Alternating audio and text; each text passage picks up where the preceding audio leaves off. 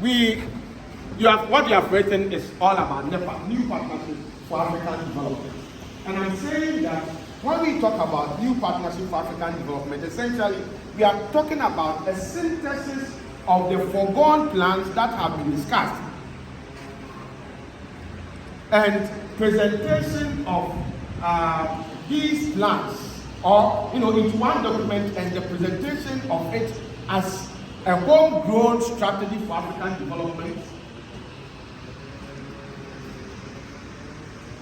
seeking some $64 billion of Western people's capital into our country or onto the continent as a resource that we can use to help in prosecuting some of the ideals encapsulated in the strategy so that we can have some development. As I indicated earlier, the strategy has four main objectives. The first objective is simply to eradicate poverty. And as we have all gotten to know, all the strategies for African development talk about poverty eradication anyway. The other objective is for us to achieve or promote some sustainable growth and development.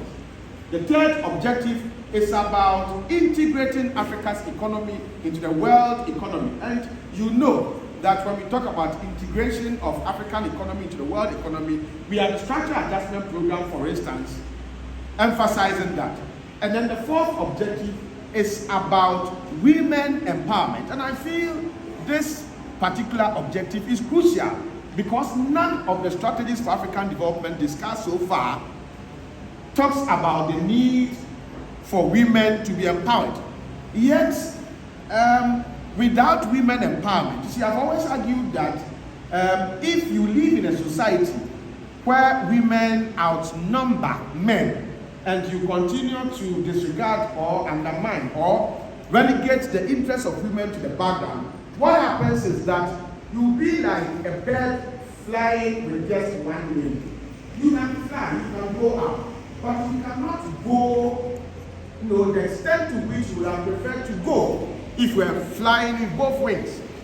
And so it's like neglecting a section of the citizenry who have something to contribute to bring about development, and thinking that you can do so and still achieve some development. It is not going to work. So these are the four main objectives of the New Partnership for African Development as a strategy for African development. Now, it also talks about certain preconditions for development and insists that these preconditions must always be there before we will have development. So one, as I indicated earlier, is the fact that we should have peace, security, democracy, and good governance. Number two, to have development, there should always be a sound public financial management. Number three, there should also be regional cooperation and regional integration. Now, the strategy also identifies priority areas for development, as in, if you want a people to be developed, you don't just go and do anything. There are areas that you must focus, you must prioritize, and focus your attention there just to be able to ensure that there is development. It's not anything that we do or leaders will be doing that would inure to the developmental benefit of the citizenry. So NEPA, the New Partnership for African Development, identified certain key priority areas for development or for focus and emphasis by African leaders in order to be able to bring about development. So the priority areas, as you may have written down, include number one, the need for us to develop a strong infrastructure like energy, transport, water, sanitation in Africa through a joint effort. It means that we are not saying Ghana alone should construct roads. If we are constructing roads, you are constructing a road that links Ghana to other African countries. So all the African countries should come together and invest in, if like road construction, so that you can drive from Ghana to Burkina Faso to Nigeria to other parts of Africa. And the efforts aimed at bringing about this should be joined. Let us all do it together. Pool our resources to ensure that this is achieved. The other strategies focused on country to individual country pursuing some of these things. But under NEPAD, they are saying that in terms of infrastructure, for instance, our focus should be a continental program or project that is jointly owned and jointly financed. Another priority area for development is the development of a strong ICT. And you would agree with me that none of the strategies we have discussed spoke about ICT. Yet, ICT is key. In today's effort to fight underdevelopment, you cannot do so without information communication technology. So let us also focus or prioritize ICT and its development. The third priority area was to focus on other matters germane to human development. Let us develop the human being in the country. And if human beings are developed, then the country will be developed. So let us focus on poverty eradication. Let us educate human beings, and let us make sure that they have good health. And then also let us put in place mechanisms to ensure or to check brain drain. Mechanism to check brain drain. Because as you grow your population, as you build your human resource, you build the human resource because you want them to contribute their quota for national development. But oftentimes, many developing countries spend resources and time to build human resource, and the human resource they build, they drain away. You finish school, most of you are interested in completing school. When we are teaching, you say, please hurry up, we want to be done and leave. What are you leaving to work? To go and use the brains and the resources and the talents that you have gotten to develop other people's country. There can be no meaningful discourse or discussion on development without putting in place measures to check brain drain. So you see the nurses, we train them and then they want to work elsewhere. Look at the school fees you pay. Very, very, very subsidized points that you pay. After the government has subsidized your fees and then you've gotten your degrees, then you want to leave. Nobody is saying that. Let us put in place mechanism to ensure that when you are done with school, you would want to stay here and work. Very key, very important. And so those of you who want to leave, I'm telling you, you don't help our effort to bring about development of our country. When you finish school, stay. We know that there is no job. It's difficult to land job. But you see, if you stay 1 year, if you don't get 2 years, by the third year, God will intervene. Look at them.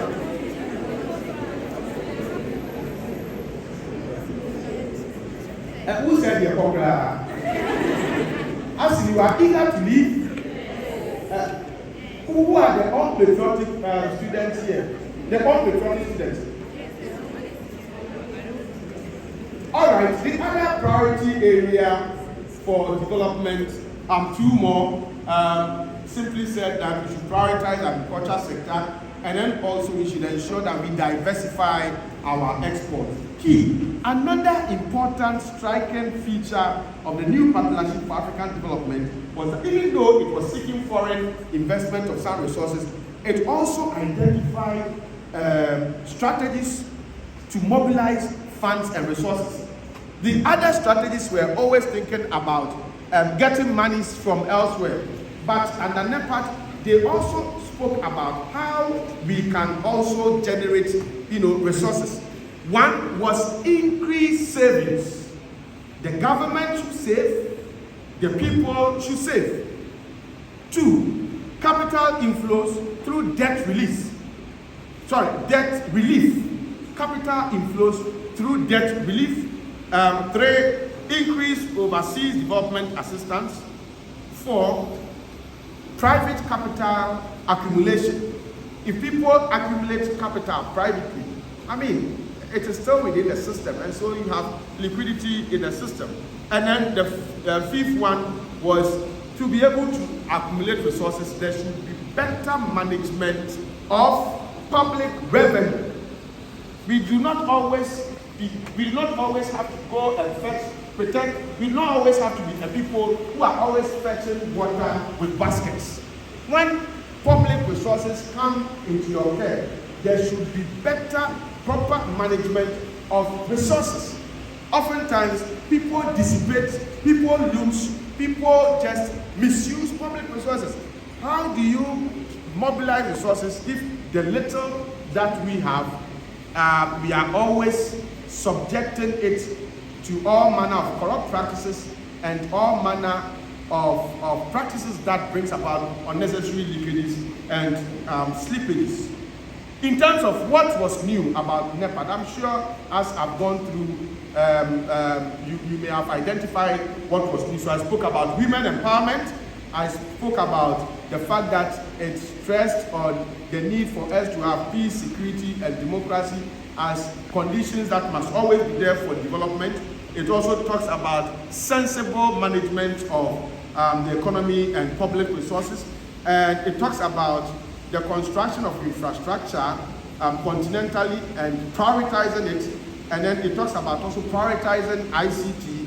And the other thing it talks about was the establishment of preconditions for development. And one of the preconditions for development that was established was also the bringing into form the African peer review mechanism. You see, the African peer review mechanism is just the identification of or selection of some top eminent Africans who will go to various African countries to see how these African countries have complied with the preconditions for development. So they come and they see how well you are governed. They come and they see how well you are managing your economy. They see how well you are coping or complying with the preconditions for development, and they say you have done well. Where you haven't done well, they will tell you have not done well. It was in 2005 that the first APR, African Peer Review Mechanism, kicked in. Ghana, we were the first to open ourselves up that we should be examined. See, Ghana, we are always the first to do everything. First to do everything, but last to achieve anything. So we opened up under President Kufuor that they should come and review our governance system and to also review how far we've gotten to in meeting the preconditions for development. When they came, they said our corruption, we are too corrupt. Number 2, they said that they did not understand, or it was a bad governance practice for President Kufuor to create what we call the Ministry of Parliamentary Affairs. Ministry of Parliamentary Affairs. Now, if you create a Ministry of Parliamentary Affairs, it is an unnecessary attempt at subsuming the legislative arm of government under the executive. So they told President Kufuor that it was wrong. Yeah, Kufuor said, well, you told us and we heard, but we will not listen. And so they told us we didn't listen. That was how come when government changed, power changed hands, President Mills, they did not create the Ministry of Parliamentary Affairs. But when President Akufo-Addo came, he brought it back. And look at what is wrong with it. What?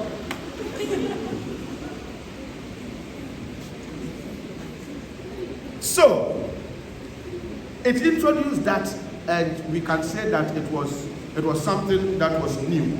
But in terms of how the strategy fared, as I indicated earlier, it's been argued that the NEPAD remains an ideal or a strategy that is yet to be fully implemented. And then also, when it was introduced, you had civil society leaders across some 40 African countries coming together to criticize the strategy, saying that when you introduced it, when the leaders were introducing it, they did not consult them. These civil society leaders felt that we've implemented so many strategies for development and they are failed. So if you are bringing in the new partnership for African development, you should have been consultational in your approach so that they would have also made some inputs into it. But so they critiqued it severely. And so if you have a new strategy like that and it is critiqued by a civil society across the globe, then it's like they've thrown cold water onto whatever you want to do.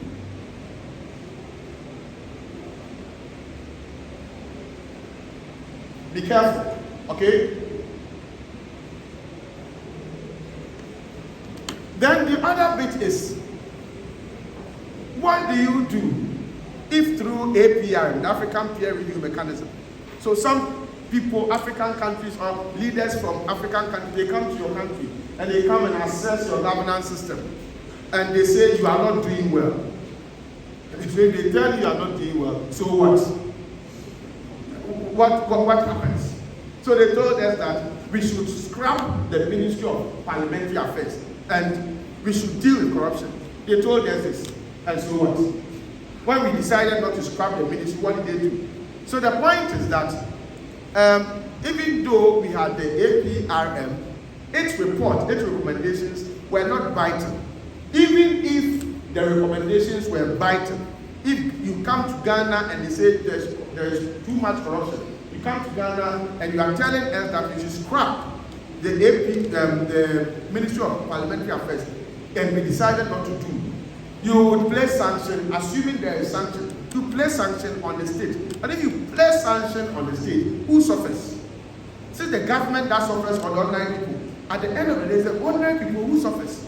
So I would agree with the first criticism that the NEPA, New Partnership for African Development, it still remains a strategy that is yet to be fully implemented. And so we are able to assess its full benefits on the continent of Africa.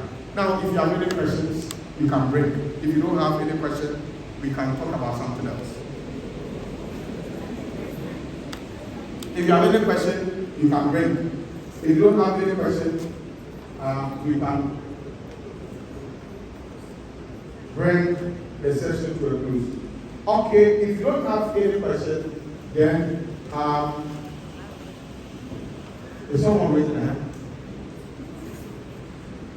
Well, okay, so if you don't have any question, then we'll bring this particular session to a close. Pay attention for other announcements. Thank you.